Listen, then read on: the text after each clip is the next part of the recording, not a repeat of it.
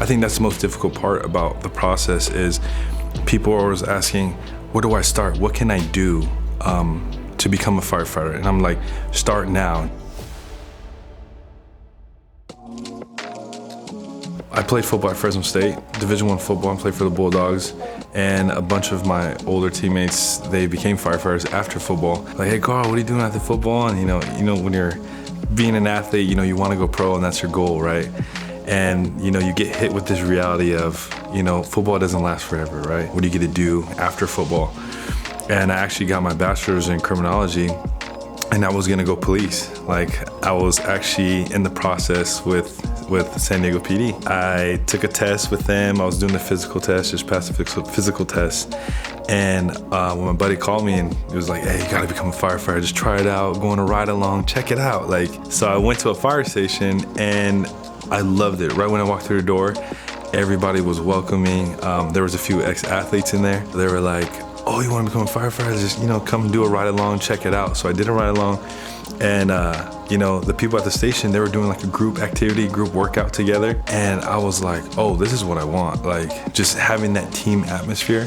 And I think after college, that's what I was yearning for. Like, what can I do to obviously support my family, but a career that I would love and to pursue, but also still have that team atmosphere, still have that family aspect of the fire service, which was kind of related to football.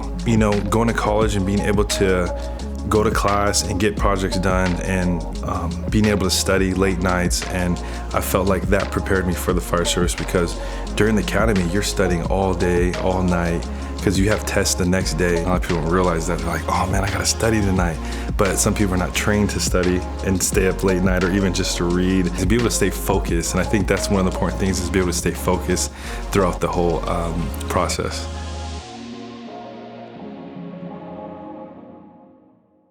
With football, it's about training with power and strength. We're cleaning like hundreds of pounds. And I was like, after football, I was like, I don't have to bench 315. It was a different training aspect of it. Like, I guess for football, I was training to run out there and, to make tackles, and, you got to hit people and you got to know your plays. But the fire service is more of high intensity interval training, because you have to have your cardio up. You're carrying a bunch of gear in the fire service. You have your bottle on, you have all your coat on, you're carrying hose packs, you're carrying an axe. Sometimes you're carrying 2 saws at once. So I feel like it didn't change too much with my football background, with working out. I feel like it helped me because I knew how to work out. Some classmates didn't know how to work out, and we would all meet up and kind of help each other out how to train and how to work out, because I think that's the most difficult part about the process is people are always asking, where do I start? What can I do to become a firefighter? And I'm like, start now. Just go run a mile, start running and start lifting weights, get a gym membership, talk to people that work out. The first step is to ask someone, to just go up and ask, like, hey, how can I do this? Or what can I do? Because we're all super helpful and we're understanding. We'll do so much to help you out. So I feel like being able to just take that first step and just to ask, or ask a question, or ask, what do I do, or what can I do? When I was going through the process, it was in 2017. FCTC was the first thing that I looked at, and I was like, okay, that's how you build a list. I gotta make a resume. I gotta input that into my dashboard.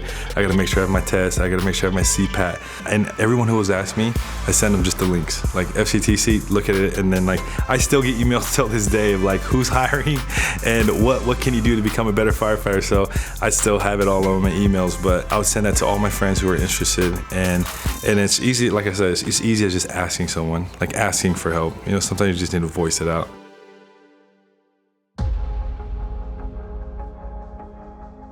I'm first generation Tongan.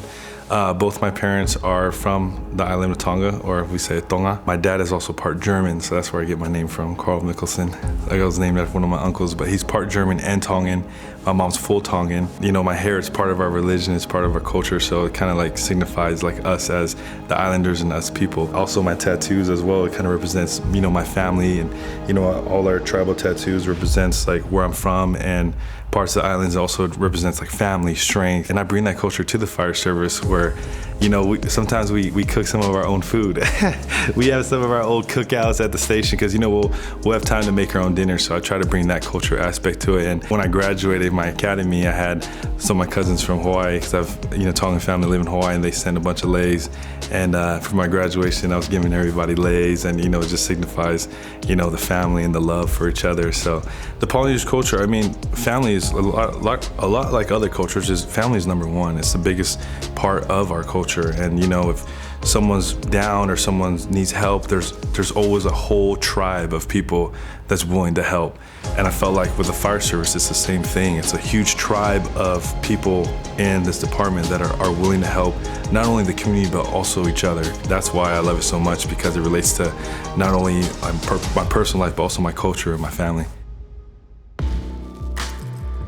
I'm trying to reach out to more of, you know, my people, and, you know, I have cousins that are actually reaching out to me like, wow, Karl, you're a firefighter, like, how do I do it? Because, like, there's actually a big community of Polynesians in San Jose. So the station I work at, Station 16 on the east side of San Jose, there's actually a huge Polynesian community out there. So we'll go on calls or events, and I was on this call, and this mother was having chest pain, and it was in a Polynesian house. They were Samoan, so just another island. These kids ran up to me, and like I'm doing my thing, you know, sending up the monitor, it says something on the call, and he taps me on my leg, and I look down, I'm like, hey, what's up? And he tells his brother, he's like, hey, that guy looks like me. So it just hit me, because I'm like, man, I was like, just being that role model and in the community, and being able to have that impact on, you know, our youth, and just showing them that if you put your mind to anything, you can be anything you want to be.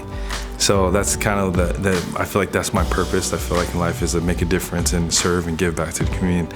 And that's one thing that I love about being a firefighter, because that's what we do.